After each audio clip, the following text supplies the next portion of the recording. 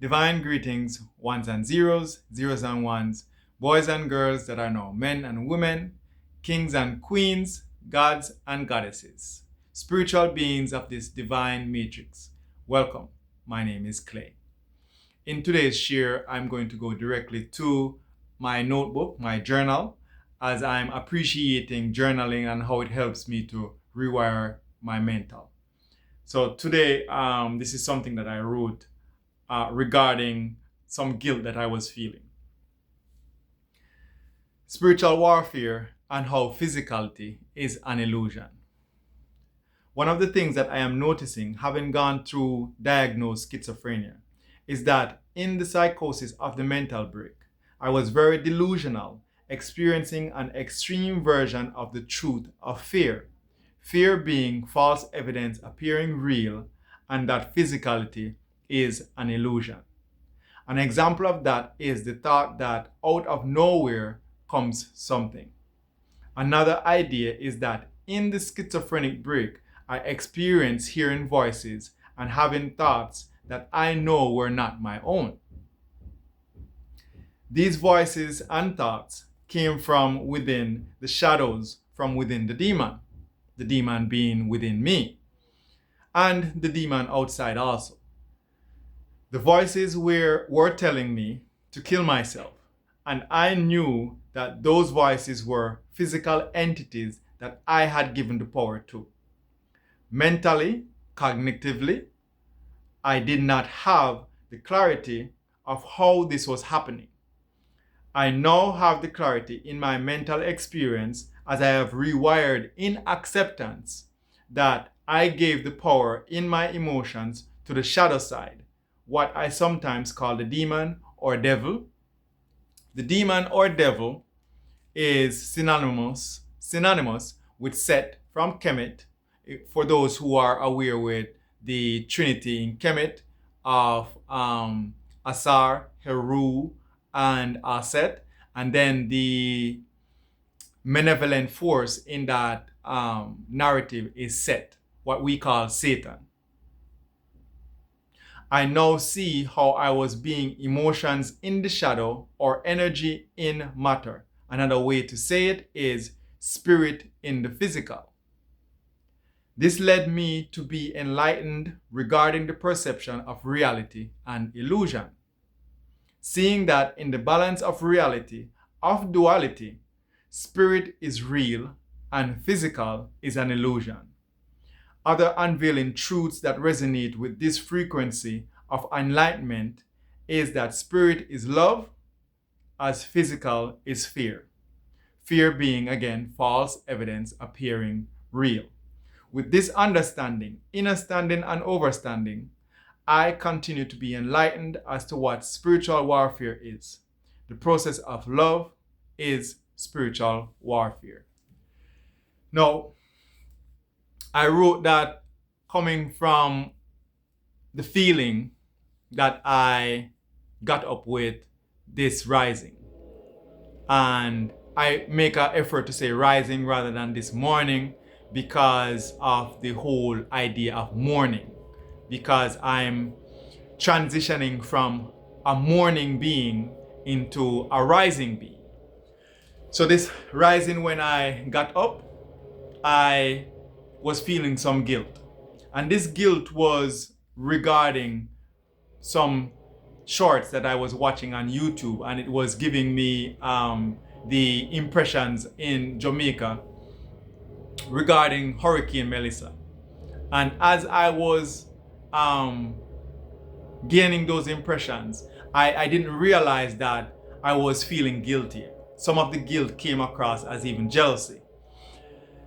Now, that jealousy and guilt, I realize, is spiritual warfare, because within my being, I'm feeling jealous misappropriatedly, and I'm feeling guilty for what was happening. I'm feeling guilty for not contributing in the way that society would normally have me contribute, which is to donate some money or to go there or do something, just offer what they would say prayers for the victims and so on and so forth. And I was feeling jealous with seeing how some of the people that were helping. So I was feeling bad within myself. I realized in the spiritual warfare that that is sympathy. That is some form of sympathy. Now, as I was saying, that sympathy is that thing where you're sympathizing with the victims, you're sympathizing with the malevolent forces. And I'm choosing not to sympathize because the sympathy is not a good thing. Instead of sympathizing, I'm transmuting. I have transmuted that feeling of guilt and jealousy into pleasure and acceptance. In that pleasure and acceptance, this is how I'm having compassion for my healing. Now, I'm going to go into ward, the word ward. And the word ward is synonymous, in my understanding, with a cocoon. So you say reward, which means that you're in a cocoon again. And in this cocoon, you receive, someone may reward you with money. They may reward you with good energy. They may reward you with devastation. So that word ward, that is how I'm interpreting that word ward as a place where you receive healing. Now, as I use the word ward, I'm seeing that nature is rewarding Jamaica, my home country, for the energy that Jamaica has put out in the world. And also, the collective consciousness is rewarding Jamaica because the Hurricane Melissa is coming from a development of various elements in nature. And those varying agents in nature are wind, water, sometimes earthquakes. In this case, it's in the form of a hurricane category 5, Melissa. Now, this is the reward that Jamaica is receiving. Now, this is a place for having profound enlightenment, a place where you can recognize the mistakes that you have made.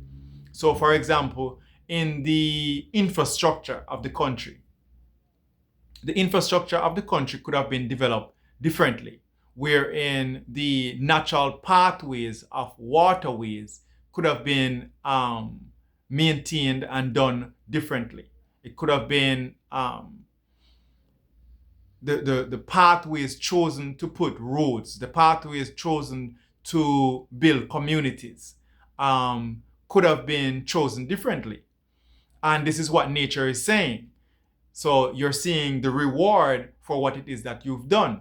You're seeing that the places that you've chosen to put roads and possibly the neglect in putting in drainage and maintaining those roads, you're seeing that these effects are proving to be devastating. So this is the reward for what you have done as a people. We have done as a people.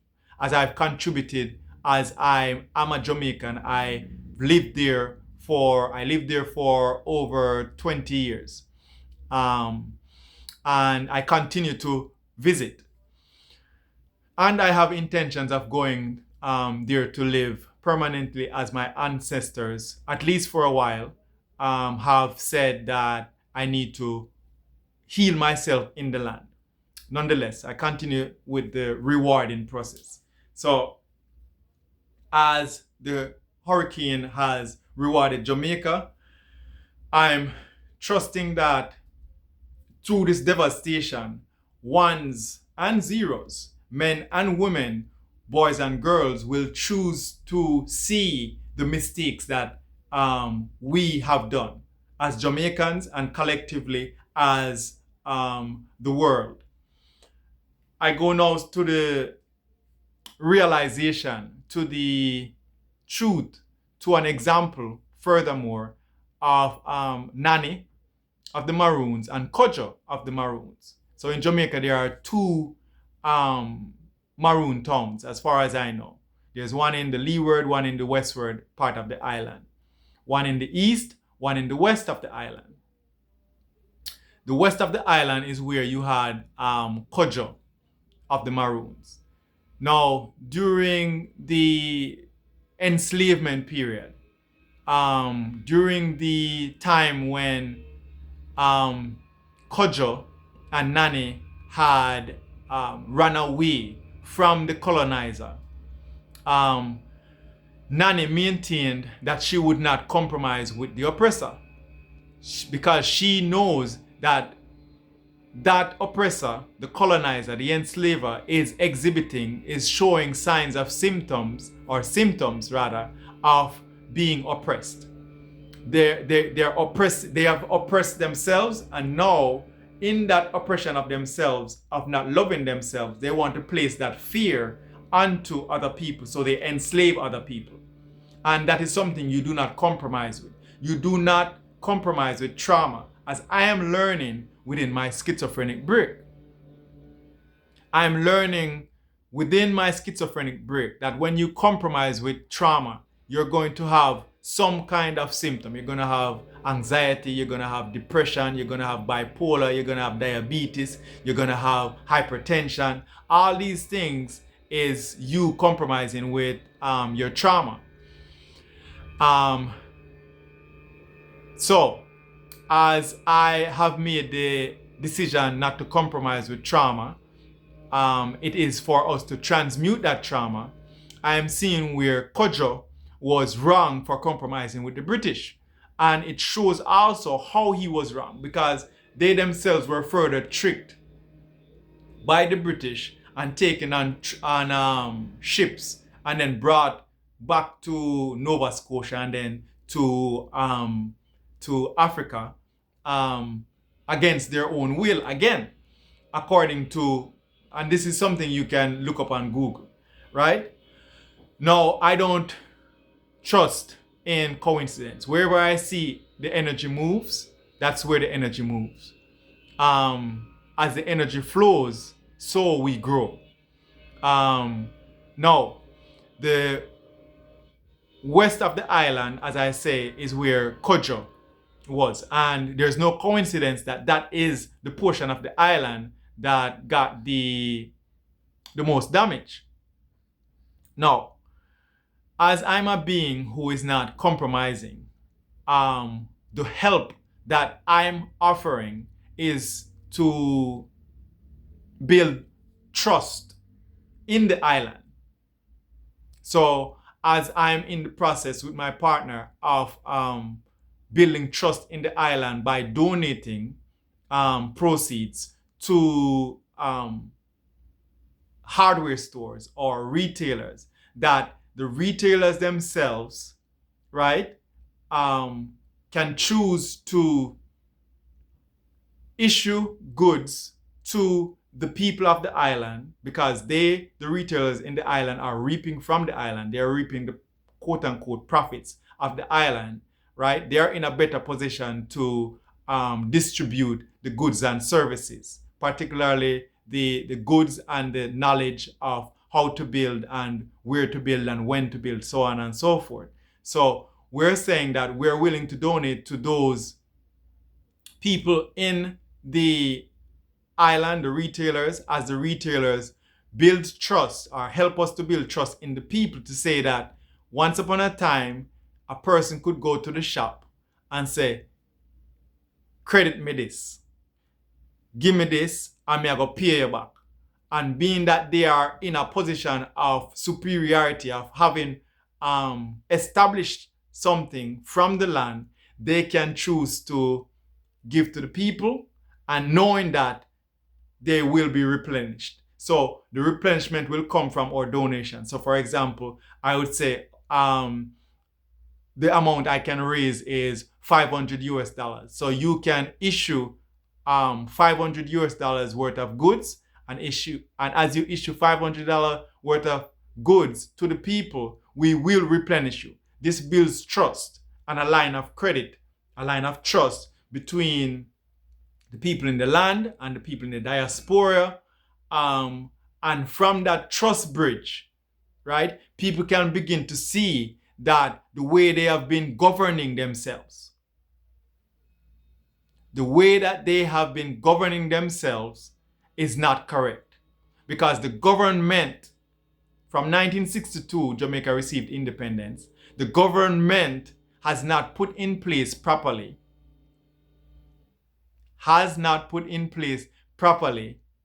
the infrastructure to support life, so that when a disaster comes, people can rebound from that disaster without having a certain degree of mental trauma, without being aware of their mental trauma, being unaware of their spirit. The government does not put emphasis on the infrastructure of spiritual importance. The infrastructure of spiritual importance is to know that physicality is an illusion. Physicality is an illusion. We are incarnate beings, which means that we come back again and again. Some would say we reincarnate. We come again and again and again. I know I have Nanny as my ancestor. Nanny is living within me right now. Nanny is here speaking to you right now. Nanny will not compromise. Nanny will not compromise. As a child of Nanny, as an enlightened being with Nanny, I will not compromise with my trauma. Whenever I encounter my trauma, I transmute it. I alchemize it. I turn lead into gold. I turn fear into love. That is why we are here as spiritual beings, to have the experience of transmuting physicality into spirituality. As I'm saying, physicality is the illusion. I've been here, I know, in this soul incarnation 7 times before. This is my 7th incarnation in this soul imprint. So not 7 times before, 6 times before. And I have certain memory of those incarnations. So it would be foolish of me to go against what it is that I know as a truth. And one doesn't have to have the memory of that, memory of previous incarnations, to know that spirit is where reality dwells and physicality is the illusion. You can see it in many examples. And we as African people, as Black people, as humans, are aware of this, should we choose to acknowledge it. It is a very difficult process when someone has been traumatized into trusting only in the physical. And the enslavement process that took place induced fear into us as a people, and the colonizer have colonized our minds, our mental, into trusting into physicality, which is why Jamaica is where it is. Because instead of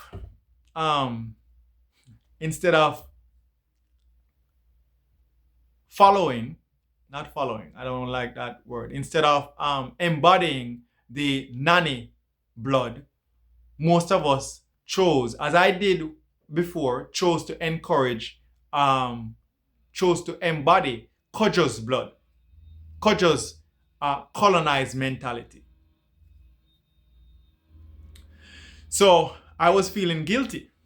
And because I was feeling guilty, which the guilt is in your solar plexus, that's your creative power, that's your creative door, that's your creative chakra. I was feeling guilty in my solar plexus, guilty in my pleasure center. I felt ashamed of who I was. I felt ashamed of who I was being in not giving to the people who are quote unquote suffering from the reward that they are receiving from nature. I was feeling guilty. I was even feeling jealous of those who are giving. Because those who are giving, the way that they are giving, I'm not saying that you shouldn't give, the way that you give. If you give someone something in a way that enables them, then that is not giving. If you tell a crack addict that, you know what, I'm not going to go into that. So I was feeling guilty for not giving. Now that I'm seeing that I'm being compassionate, this is my giving. I'm pouring out my soul to those who will listen, to see me in my being. And should it resonate with you, you will see that you in your being is enlightened to the truth that I am seeing and we are seeing. And therefore, to simply give is to be sympathetic and not compassionate. And actually, you are destroying the reward cocoon that nature is providing. In this devastation, it's an opportunity for people to wake up from their slumber and do things right. Build differently. Physically, build differently because you're spiritually mature.